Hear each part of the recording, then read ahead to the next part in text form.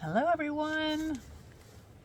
It is September 3rd, Saturday.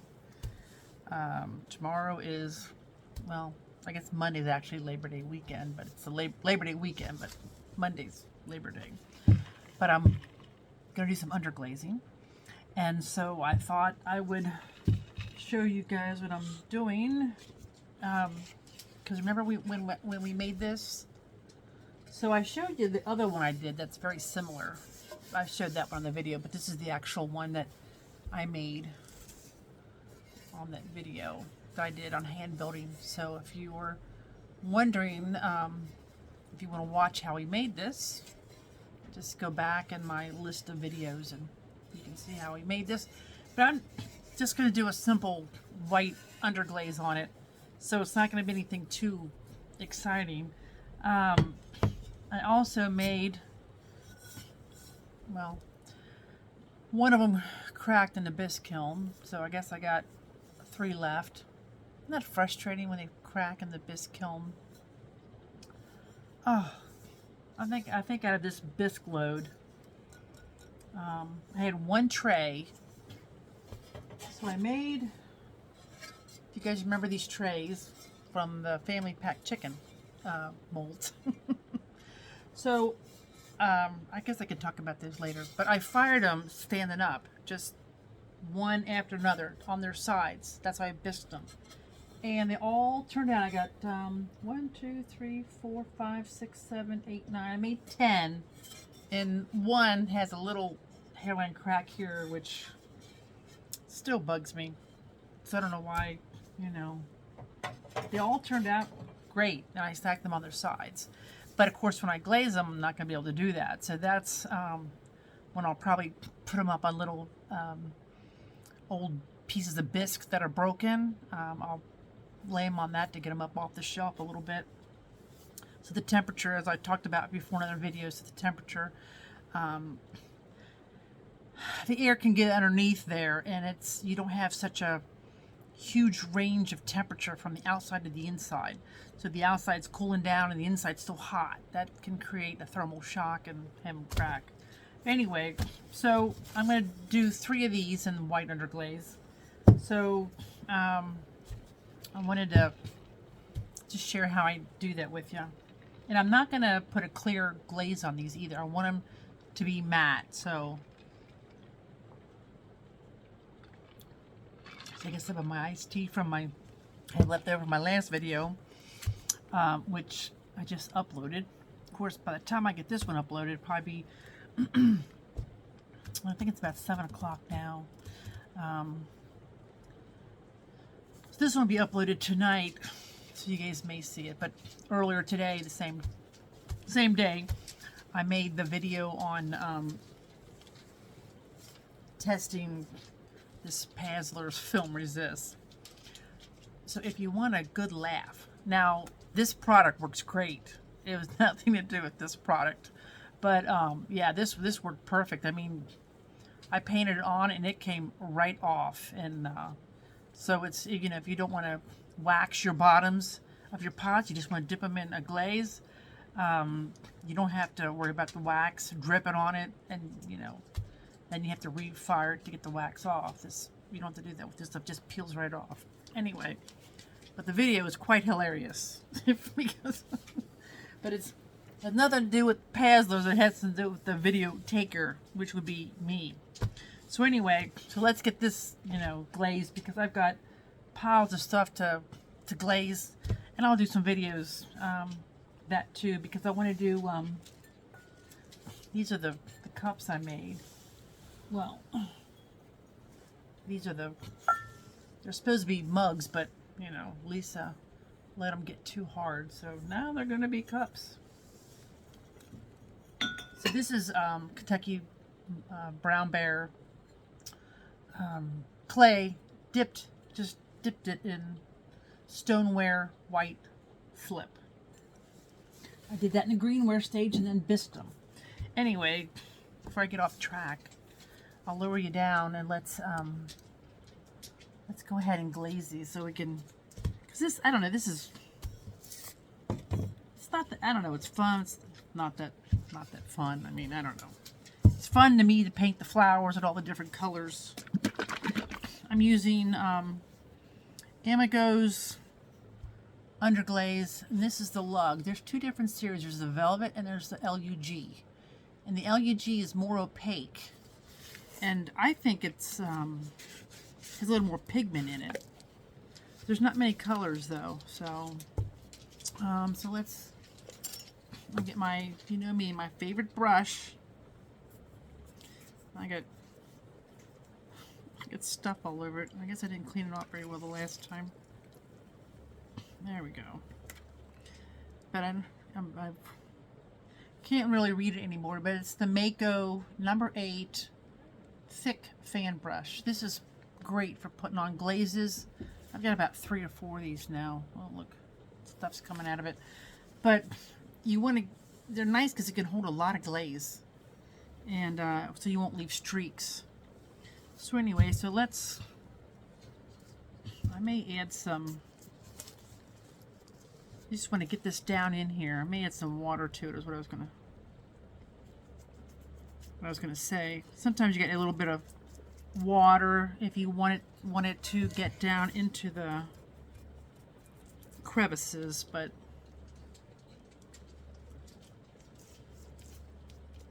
I can do that when I'm sponging it off. In this clay, like I said, this is Kentucky Mudworks BrownBear Cone 5.6, I believe, or 4.56 actually. I'm gonna dip my brush in water just so I can get it down into all these little nooks and crannies of this stamp. Hello there, little bug. A little bug just landed. Little bug just landed on me.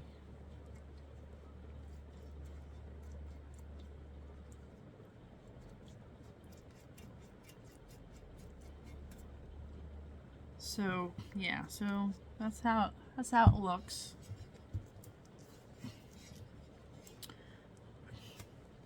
Do the other side.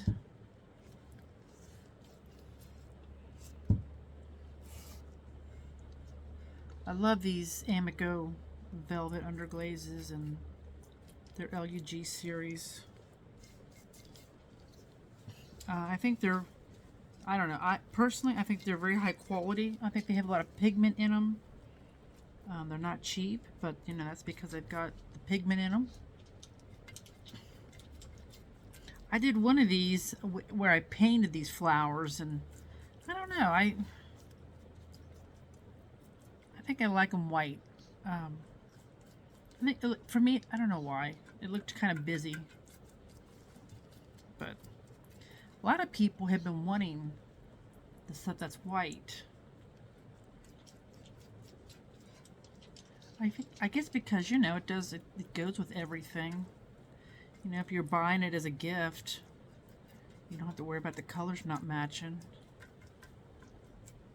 Okay. So I got that in there, all in there. And you can do the bottom too. This will not stick to the kiln shelf.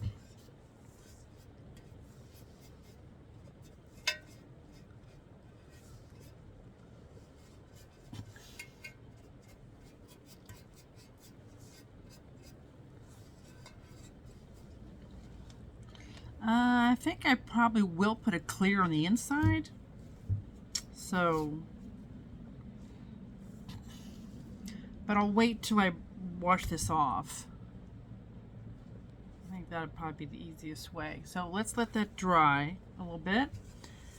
So these are just, you know, little luminaries. Put a little candle inside. This you could actually, I just thought about this, but you could actually use these too as orchid pots. Stuff with sphagnum moss and put an orchid in there. They're really heavy. I don't know why when I threw these, this one here's not too bad. But gosh, I didn't pull enough clay up. And you can tell it's thicker at the bottom than it is at the top. That's not good throwing, Lisa.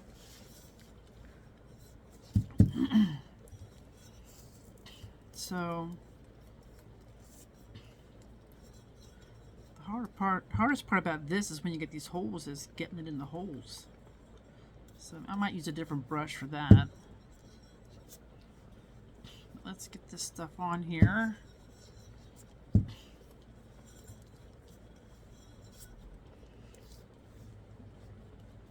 Yeah, you have to watch the Pazzler video if you want a really good laugh. You know me and dropping the phone out of the holder. So now for this one, so this video, so you have to let me know if you can hear me better, because I took the cover off of my phone before I put it in the holder. I really make a mess out of this. I really do. But whenever I paint, I make a mess.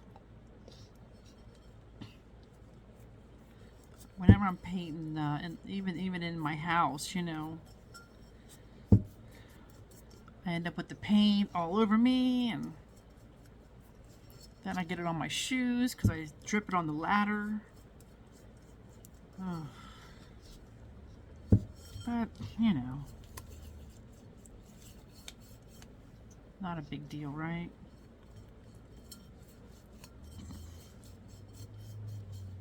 My son,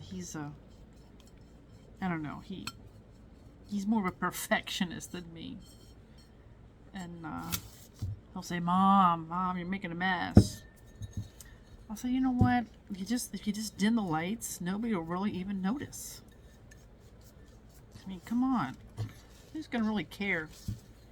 You know, if your paint lines aren't perfect. I'm not.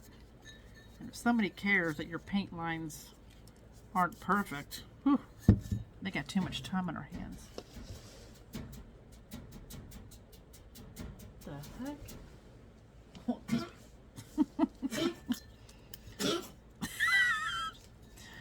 I swear that's my dog. I'm not hacking up a bone. That's my dog. I swear every freaking video, you just can't do a video in this house and have it be normal, you know, like one of these professional videos like some of these people do.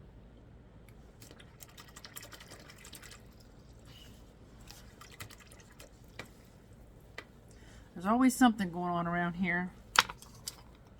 Okay, so I'm going to use this brush. And these brushes are just cheap brushes from Hobby Lobby. This one isn't. Now this Mako, I buy this from our local clay supplier.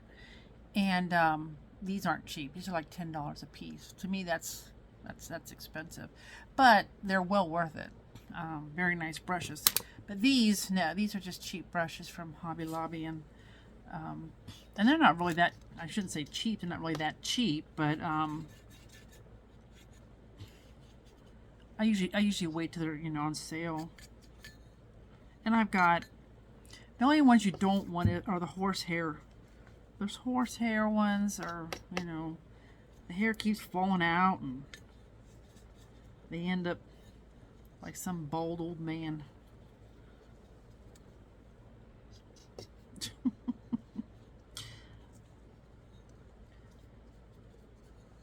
Plus, they're so weak that I don't think they put a good, they're more for watercolors. You don't want watercolor brushes. You want really the acrylic or the oil brushes. If you're looking for them at Hobby Lobby.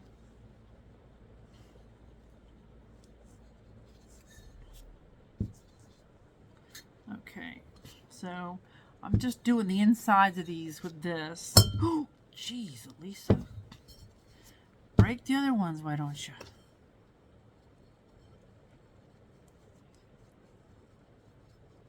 My son, he watches these videos back and laughs his butt off. Especially the last one. Good Lord, I think that was my That was my most messed up video ever, that Pazler one. The Pazler people sent me those, were so nice to send me that wax resistant. Gosh, I keep saying wax resist, man. Film resist, Lisa. Write it down. They sent me the film resist to test. I thought, oh, that was nice of them. But I have to do another one, because it really did work really nice. I just didn't do a very good job of making the video.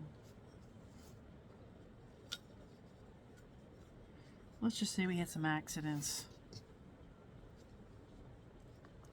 Okay, so got that painted. Let's set them aside and let them dry. What's nice about doing luminaries is having the inside white. Is if you do put a candle in there, it really makes it much more brighter if the inside is a light color. Okay, so let's do this one. And first off, I'm going to get it out of the inside, because I'm going to leave the inside dark.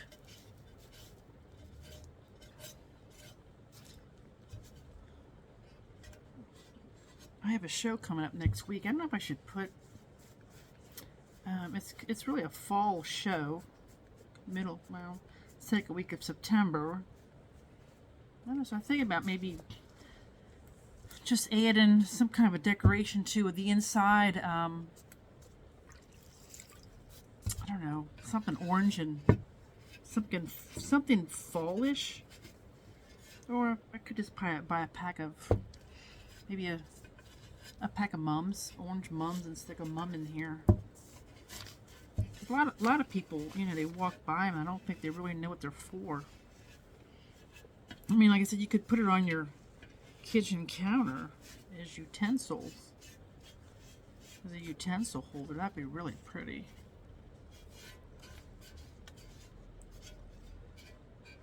Okay.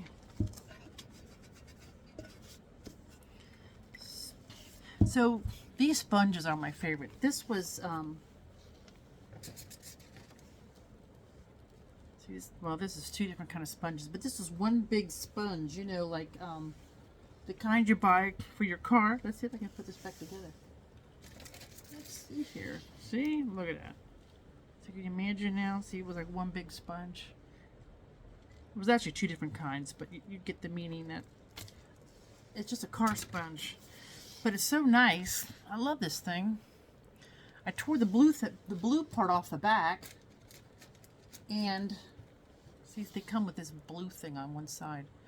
But after a while, that gets wet, and you can tear it off, and then it leaves this kind of rough. And it's really nice to rub this back.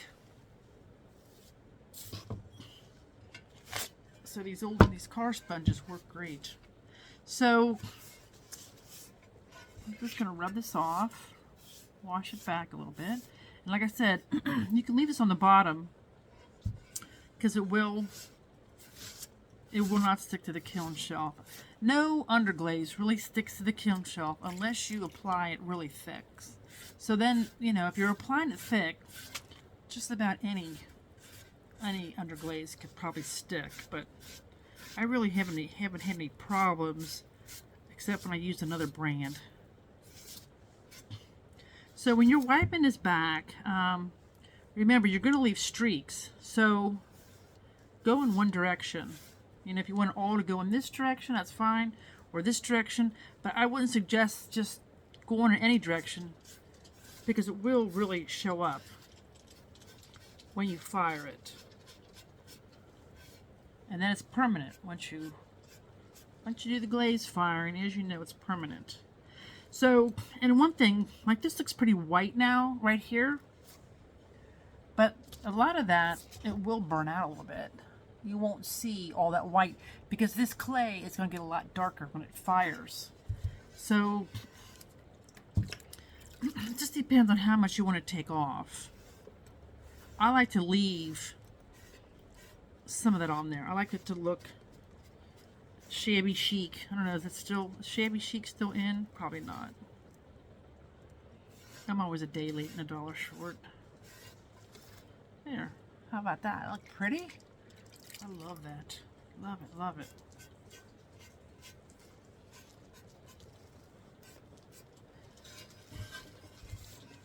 So let's do the other side now. See how easy this is to do though? Gosh.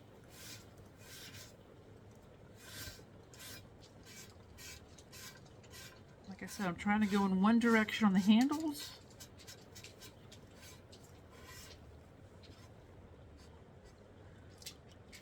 And then I'm going to keep rinsing my sponge out.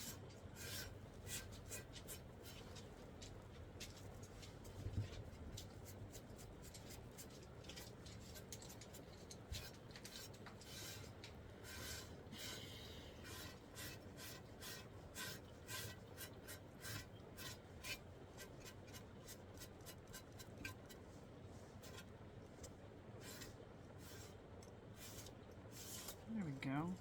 I don't know. I think that's enough. And that's it. I mean, it's that simple.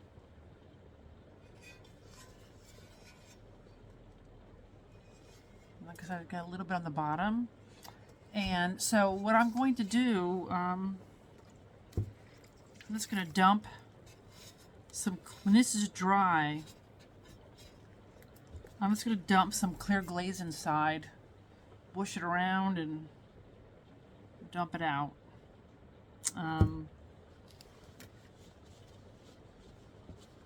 Let's see.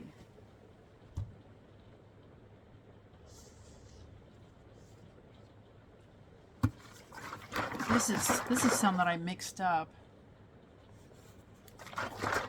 I had some problems with it going cloudy for a while, so I wasn't using it. But it won't matter in here, so...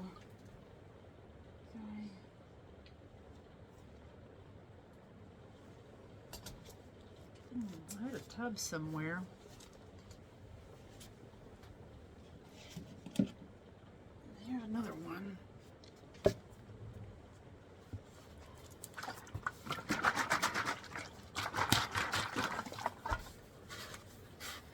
don't know if you can hear it raining. It's pouring down rain outside.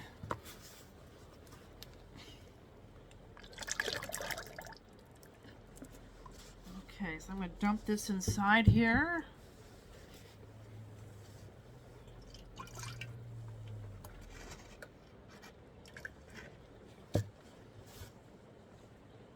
And I'm not going to come all the way to the top because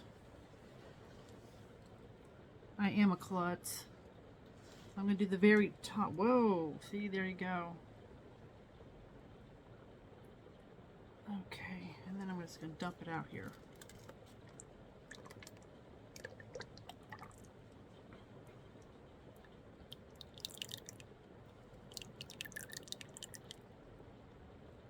There we go. Because I really don't want any on the outside. I got a little bit. Put that away. Whoops. That bowl just snapped on me. So I'm going to get a little sponge. I'm just going to sponge it off where I got it on the outside. Because I really don't want it shiny. I think I just got a little bit on the inside handle here, that's all. I don't think I got it anywhere else. And then I do want to put a little on this top edge, just kind of finish it off a little bit. This is white underglaze here. There we go.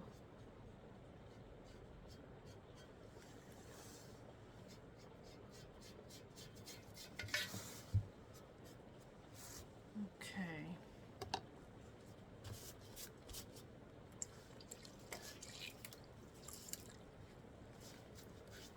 Get my hands clean so I'm not transferring wax.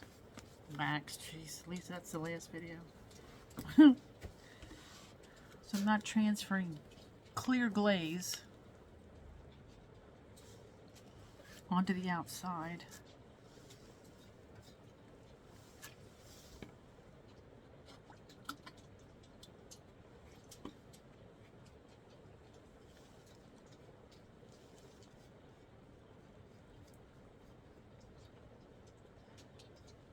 This way, the clear glaze will help it to stay watertight.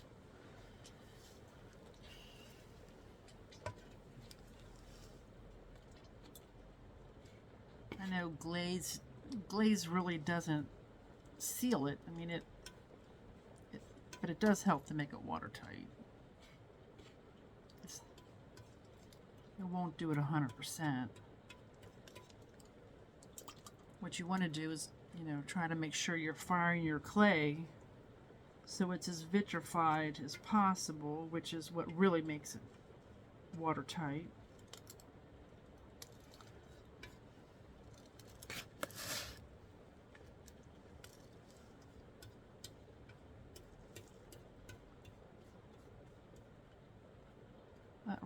That rain is really coming down. But we need it here. Across the river in Kentucky, they've had a lot of rain, but we have not had a whole lot of rain here in Southwest Ohio. Okay, so I think I did a good job of putting the clear on the inside and the white underglaze on the outside. And that is done.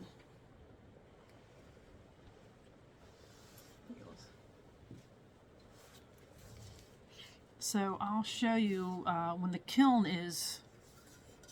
So I can show you though, for those who haven't seen my other video, let me get the other one I did.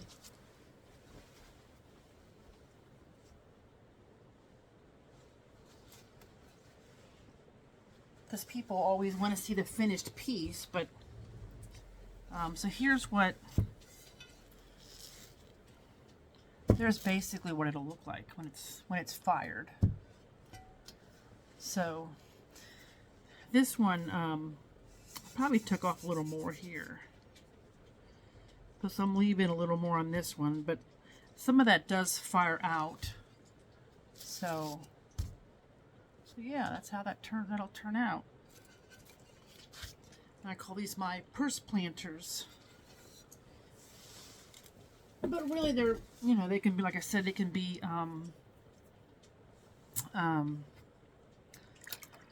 utensil holders, or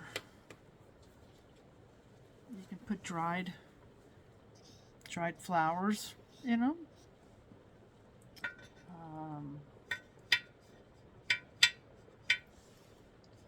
Really, whatever the heck you want to put in there, right?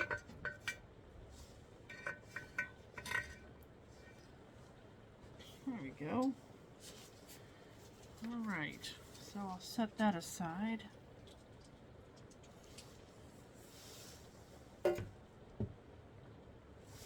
So these, let's see, so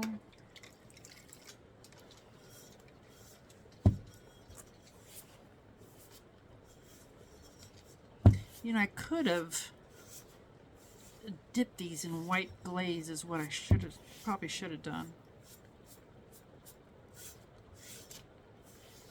That was another option.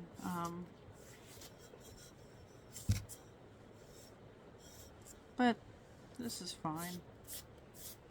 I just like that they're white, you know.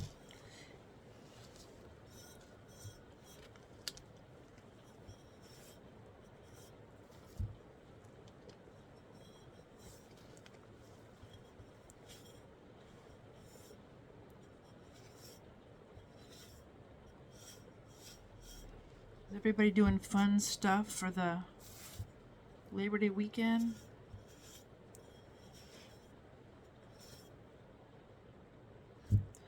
Probably a lot of people have to work, don't they?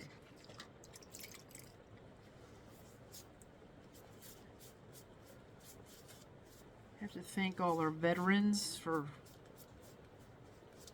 fighting for our country. That's always very important. So yeah, I'm just gonna leave it very simple. So where you see, you know, the slightly brown, that'll be a lot darker. Let me do the other one. Like I said, this video isn't real exciting. Try to get this.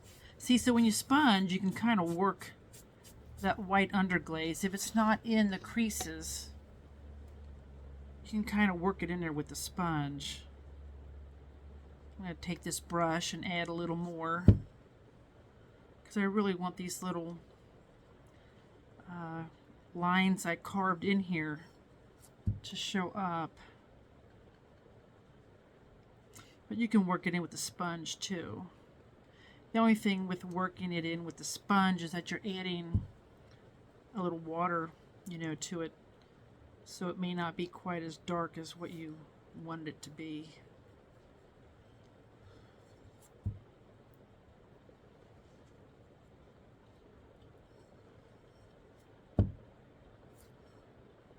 I love the sound of the rain coming down. It's great sleeping weather, isn't it?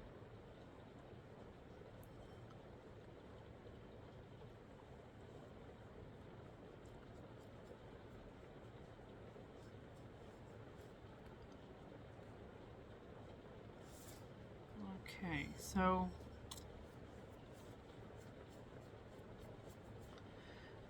all right, so let's take this off a little bit again and see.